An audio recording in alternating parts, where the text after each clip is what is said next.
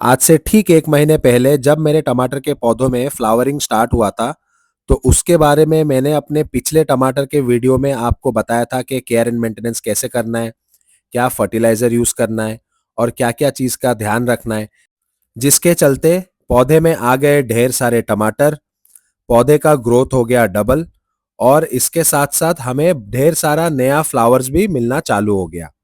और ये सारा चीज़ हुआ है सिर्फ़ 20 दिन में और वो भी बिना कोई केमिकल यूज़ किए। तो अगर आपने मेरा फ्लावरिंग स्टेज वाला वीडियो नहीं देखा है, तो मैं नीचे डिस्क्रिप्शन में लिंक दे दे रहा हूँ, तो आप जाके वो वीडियो भी देख सकते हो। जय जगन्नाथ, मैं हूँ सितम और आप देख रहे हो मेरा चैनल जहाँ हम सीखते हैं गार्डनिंग सिंपल और नेचुरल तरीके से। जैसे कि आपने वीडियो के शुरुआत में देखा, तो मेरा जो टमाटर का पौधा है उसमें अभी फ्लावरिंग के बाद फ्रूटिंग होना चालू हो गया है। तो आज मैं आपको वो हर चीज़ दिखाऊंगा और सिखाऊंगा, जो अगर आपने फॉलो कर लिया, तो आपका जो टमाटर का पौधा है वो आपको एक लंबे टाइम तक लाल-लाल टमाटर का सप्लाई देता रहेगा। तो बिना वीडियो को स्किप किए लास्ट तक ज़रूर देखना और जो लोग मेरे चैनल में नए हो या फिर मेरे चैनल को अभी तक सब्सक्राइब नहीं किए हो, वो प्लीज़ मेरे चैनल को सब्सक्राइब कर लो ताकि आप भी मज़ा ले सको नेचुरल और सिंपल गार्डनिंग का। इसी के साथ शुरू करते हैं आज का टमाटर वाला सेशन। सबसे पहले आज हम करेंगे प्रूनिंग। टमाटर के पौधे का हमेशा 20 से 30% ही प्रूनिंग करना चाहिए, उससे ज़्यादा नहीं। और आपको वही लीव्स का प्रूनिंग करना चाहिए जो इधर आपका पीला हो गया है या फिर सूख गया है या फिर उसमें कोई बीमारी आ गया है।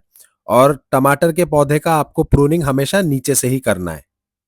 यहाँ पे मेरे पौधे में मैं बस नीचे के 2 ही स्टेम्स हटाऊंगा जो धीरे-धीरे सूखने लगा है। उससे ज़्यादा नहीं हटाऊंगा क्योंकि मैंने फ्लावरिंग स्टेज में ही ऑलरेडी हार्ड प्रूनिंग कर रखा है। इस तरह से प्रूनिंग करने से आपके पौधों में एयर फ्लो ज़्यादा होता है, पेस्ट और डिजीज़ का समस्या दूर होता है और आपका जो पौधा है वो मिट्टी से न्यूट्रिशन ज़्यादा ऊपर तक सप्लाई कर सकता है। इसके बाद आता है सेकंड स्टेप जहाँ पे हम अप्लाई करेंगे फंगिसाइड। मैंने यहाँ पे ट्राइकोडर्मा का पेस्ट यूज़ किया है, आप अगर चाहो तो हल्दी भी यूज़ कर सकते हो। ये स्टेप ज़रूरी इसीलिए है क्योंकि प्रूनिंग के बाद जहाँ पे प्लांट को चोट पहुँचा हुआ रहता है, वहाँ पे प्लांट का कोई इन्फेक्शन ना हो या फिर कोई फंगस अटैक ना हो, इसीलिए हम फंगिसाइड का यूज़ करते हैं। फिर आता है स्टेप 3 जहाँ पे प्लांट को चाहिए सपोर्ट। इसके लिए मैं एक 4 फीट का पाइप यूज़ कर रहा हूँ और मैं यहाँ पे कुछ ज़िप टाइज़ यूज़ करूँगा जिससे मैं अपने पौधों को पाइप के साथ फिक्स कर सकूँ। ये स्टेप ज़रूरी इसीलिए है क्योंकि जब भी आपके प्लांट में फ्रूटिंग स्टार्ट होता है, तो उस टाइम पे आपके जो प्लांट है वो एक तरफ झुकना चालू कर देता है क्योंकि फ्रूट्स का वेट प्लांट के ऊपर डायरेक्टली आना चालू होता है। एंड धीरे-धीरे क्या होगा जैसे ही आपके फ्रूट्स बड़े होते जाएँगे, तो ये आपके प्लांट को और झुकाता जाएगा और इस प्रोसेस में आपका प्लांट डैमेज हो सकता है। तो इसीलिए प्लांट को सपोर्ट देना बहुत ज़रूरी है क्योंकि टमाटर का जो पौधा है वो धीरे-धीरे बहुत ज़्यादा लंबा हो जाता है हाइट में। मैंने यहाँ पे स्टील का पाइप यूज़ किया है क्योंकि स्टील जो है वो ज़्यादा डैमेज नहीं होता है पानी से और लंबे समय तक वो चलता रहेगा। यहाँ पे मैं अगर लकड़ी का डंडा यूज़ करता तो वो पानी में गल के हो सकता था कि आगे जाके वो टूट जाए। तो सपोर्ट प्रोवाइड करने के टाइम पे आप हमेशा ध्यान रखो कि कोई ऐसा मटेरियल यूज़ करो जो लंबे समय तक चलता रहे। और एक और चीज़, जहाँ पे भी आप प्लांट को पाइप के साथ टाई कर रहे हो या फिर बांध रहे हो, तो वो ज़्यादा टाइटली आपको नहीं बांधना है, जिससे क्या होगा आगे जाके आपका प्लांट जब मोटा होना चालू करेगा तो उस टाइम पे जहाँ पे आपने बांधा होगा वहाँ पे प्लांट को डैमेज पहुँच सकता है। तो यहाँ पे मैंने अपने पौधे को भरपूर सपोर्ट दे दिया है और आगे जाके जैसे ही फ्रूटिंग बढ़ता रहेगा या फिर और फ्रूट्स आते रहेंगे, तो ज़रूरत मुताबिक मैं सपोर्ट भी बढ़ाता रहूँगा। ये सब करने के बाद मैं करूँगा मिट्टी की गुड़ाई। अभी मेरा जो पौधा है उसका रूट्स इतना अच्छा डेवलप हुआ है कि उसने मिट्टी को बहुत ही टाइटली जकड़ के रखा है। तो उसको लूज़ करने के लिए यहाँ पे मैं हल्का-हल्का गुड़ाई करूँगा, ताकि सॉइल थोड़ा लूज़ हो जाए और सॉइल में ऑक्सीजन का फ्लो जो है वो थोड़ा बढ़ जाए। आपको ज़्यादा डीपली गुड़ाई नहीं करना है यहाँ पे क्योंकि ये स्टेज में आप ज़्यादा डीपली गुड़ाई करोगे तो आप रूटिंग सिस्टम को डैमेज कर सकते हो।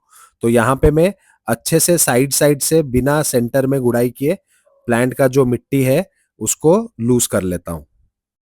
फिफ्थ स्टेप में हम ऐड करेंगे फर्टिलाइज़र। आप चाहो तो मेरा बताया हुआ फर्टिलाइज़र डायरेक्टली भी ऐड कर सकते हो, बट मेरे पॉट में मिट्टी थोड़ा कम था इसलिए मैंने कुछ पुराना मिट्टी लिया है। तो पुराना मिट्टी को मैं सबसे पहले साफ कर लूँगा, उसके बाद उसमें मैं ऐड करूँगा नीम खली, फिर मैं ऐड करूँगा इसमें बोन मील पाउडर जिससे फास्फोरस और कैल्शियम मिलेगा एंड उसके बाद मैं इसमें ऐड करूंगा गोबर का खाद, जिससे प्लांट को नाइट्रोजन, फास्फोरस और पोटेशियम तीनों चीजें मिलता रहेगा। तो ये सारा चीज हम फिर अच्छे से मिक्स कर लेंगे, और जैसे ही हमारा ये मिक्सचर रेडी होता है फर्टिलाइजर का, इसको हम लेके अपने प्लांट के बेस में डाल देंगे। मैं यहाँ पे ये फर्टिलाइजर मिक्स ऐड करने के बाद 1.5-2 महीने तक प्लांट को कोई भी फर्टिलाइजर नहीं प्रोवाइड करूंगा, क्योंकि मेरा प्लांट का ग्रोथ अच्छा है, और अगर प्लांट का ग्रोथ अच्छा है तो इसको ज़्यादा फर्टिलाइजर देना ज़रूरी है भी नहीं। एंड यहाँ पे मैंने सारा स्लो रिलीजिंग फर्टिलाइजर दिया है, जैसे गोबर का खाद, बोन मील हो गया, जो धीरे धीरे अपना न्यूट्रिएंट सॉइल में रिलीज करेंगे, और वो न्यूट्रिएंट्स प्लांट्स को लंबा टाइम तक मिलता रहेगा। तो आगे जाके अगर कभी मुझे दिखा कि मेरा प्लांट का ग्रोथ स्लो हो रहा है, या फिर प्लांट में फ्रूटिंग में कोई प्रॉब्लम आ रहा है, तभी जाके मैं एडिशनल फर्टिलाइजर फिर सॉइल में ऐड करूंगा।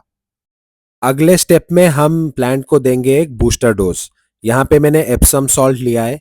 आप 1 लीटर पानी में 4 से 5 ग्राम एप्सम सॉल्ट डाल के अपने प्लांट के लिए यूज कर सकते हो। ये आप चाहो तो सॉइल में भी दे सकते हो, या फिर आप स्प्रेयर के मदद से प्लांट में स्प्रे भी कर सकते हो। मैंने यहाँ पे सॉइल में इसीलिए नहीं दिया क्योंकि सॉइल में ऑलरेडी हमने दूसरे फर्टिलाइजर्स ऐड कर रखे हैं।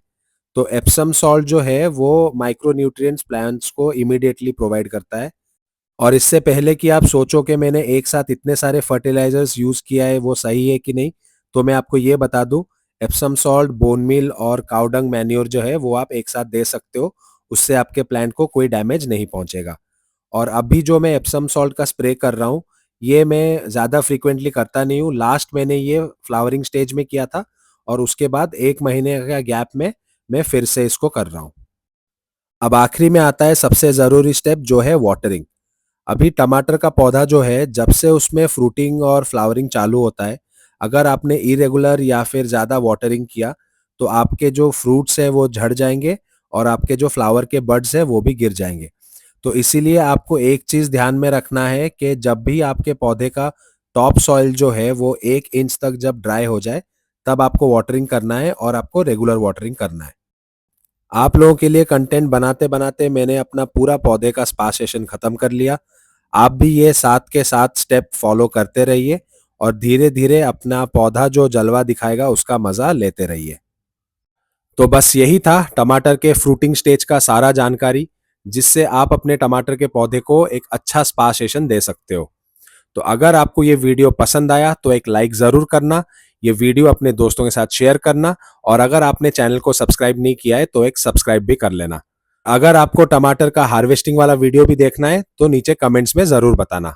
मिलूंगा जल्दी आप लोगों से मेरे अगले वीडियो में। Till then, happy gardening. Jai Jagannath.